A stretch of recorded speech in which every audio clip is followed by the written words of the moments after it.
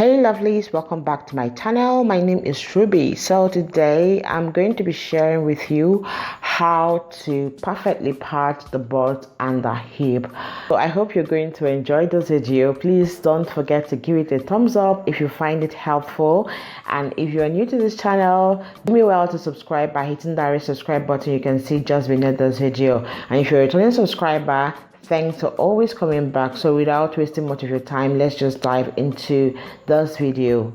So guys, just to make this video shorter, I already marked my lines off camera, so we're just going to get into it. So this is just the normal pattern drafting for a skirt. This is a waistline, this is a hip line, this one is the knee length, and then this is the full length of the skirt. So the waist measurement for this pattern is 34 and the hip measurement is 40 inches. So I divided the hip measurement and the waist measurement by 4. So 40 inches divided by 4 is going to give us 10, which is exactly what we have here. So I'm not going to be adding any seam allowance to this pattern. It's just the actual measurement. All the allowances I'm going to be adding will be on the fabric, and then on the lining I'm going to show you guys.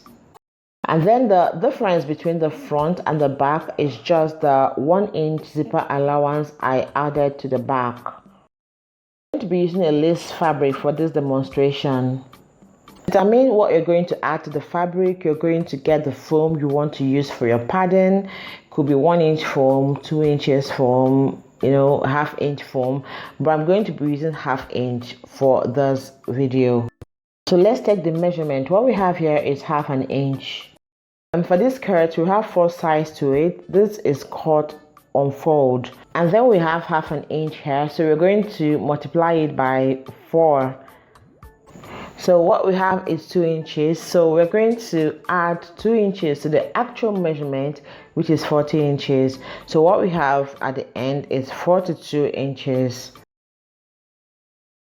So for the lining, I didn't add any extra thing to it, like the 2 inches I added for the main fabric. All I added was just an extra 1-inch seam allowance.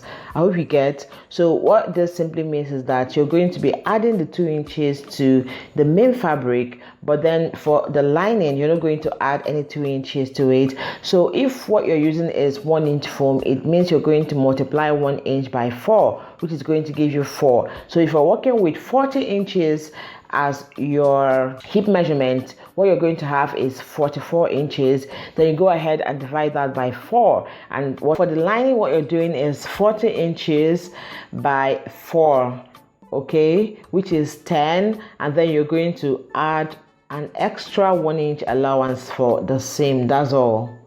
Going to come down by 1 inch from the waist. The hip line, I'm going to come in by 4 inches. So coming over to the knee line, I'm going to come up by 2.5 inches. So I'm going to connect from this point to this point, then to this point. I'm going to do that using a curve ruler, but you can always do a freehand sketch.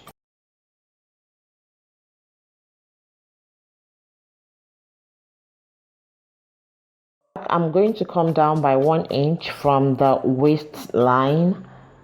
So on this hip line, I'll come in by 1 inch from this zipper allowance we have here. Come up by 2.5 inches. Measure from the waistline to the under buttocks. Of course, you're going to take that measurement, with your client. So you measure from the waist to the under buttocks. It varies depending on how big or how small the buttocks is. This 13.5, I'm going to come in by 4 inches.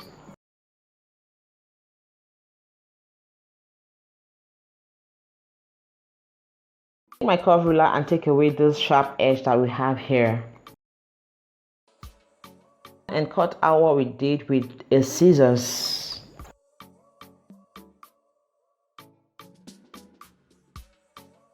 And make sure to label this so you don't misplace the placement. So I'm going to just label this up, which is U, and then this one is down, which is D. You're going to do the same thing to the front side, U, which is up, and then D, which is down. I'm going to place this pattern on a foam and then cut it out. So for this, I'm going to be needing like 4 pieces, 2 for the front, 2 for the back.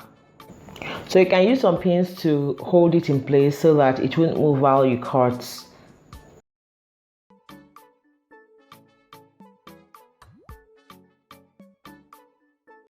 So one very important part I don't want you guys to miss out from is that this actually has right side and then left side. So if you place it this way and you cut out for one side, you're going to flip your pattern to this other way to cut out for the other side. I don't know if you get it, because if you just place it one way and cut out two, you're going to have 2 right sides, which is not what you want. So you can see this is labeled up and down. So if you want to join, you're going to have up like this, down, up and down. So it has to be this way. Before I join this, I'll have to flatten one side of the foam because you don't want it looking bulky. So just take your time to do this so you can get a seamless finishing. So guys, this is how you're going to continue to cut until you get your desired shape. So I'm going to go on to cut this off camera because of time. I'm going to use this pattern to cut out an interfacing for this. You can actually, you know, fix it this way without covering, but I kind of feel like when I cover this with an interfacing, it feels a lot more smoother than just, you know, attaching the foam like that. But it all depends on your preference. Okay, so I'm just going to attach a cloth gum to this. So I'm going to go on to use a very hot iron to stick this to the foam, a hot steaming iron. So I'm going to stick this to the foam front and back. When I come back, I'll show you guys what I did. So guys, this is what we have. As you can see, the label we marked before is still coming out. So it's very good because I need to see what I'm doing. So I don't just join without being sure of where or how I'm joining it. For the first joining, I'm going to be using a glue gun. You can decide to just sew it right around without using a glue gun, but I prefer to do it this way. And this one is the up, this is the down, and then this one. So this is the right one to join. So I'm going to join both. Then these two will go together. Okay, so I'm going to plug my glue gun to a power source and then allow it heat, and I'll start applying the gum. If you don't have a glue gum, you can use an UHU gum, UHU gum, or 1000E gum. Whichever gum you have handy, just use it. Okay, so I'm gently going to gum both together and, you know, make sure they stay together. So just go on to do this and allow it to dry up. Once it dries up, it sticks.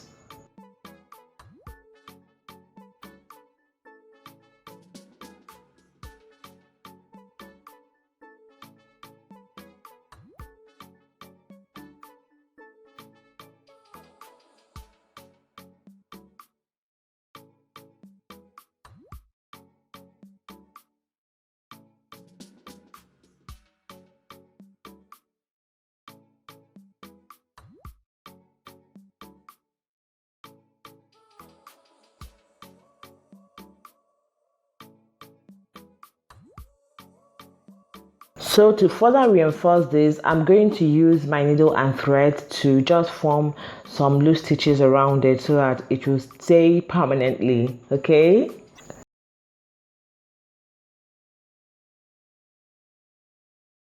If you don't want to go through the stress, you can just use your gum and, you know, you're good. Or you can just use a needle and thread and you're still good.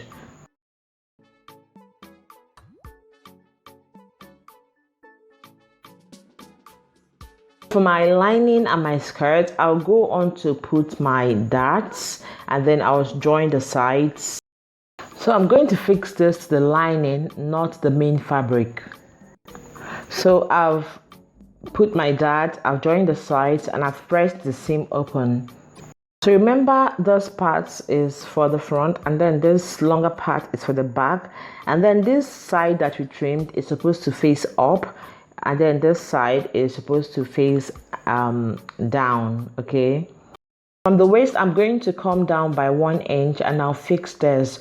But before I continue, I made a mistake while trying to fix this. The down part is facing up, and then the up part is the one facing down. So I had to redo it. So don't make this mistake. But actually, this is the process you have to take in order to fix your pattern to your skirts. While you fix this to your lining, make sure this line in between matches with the line underneath, okay, like the line of the lining.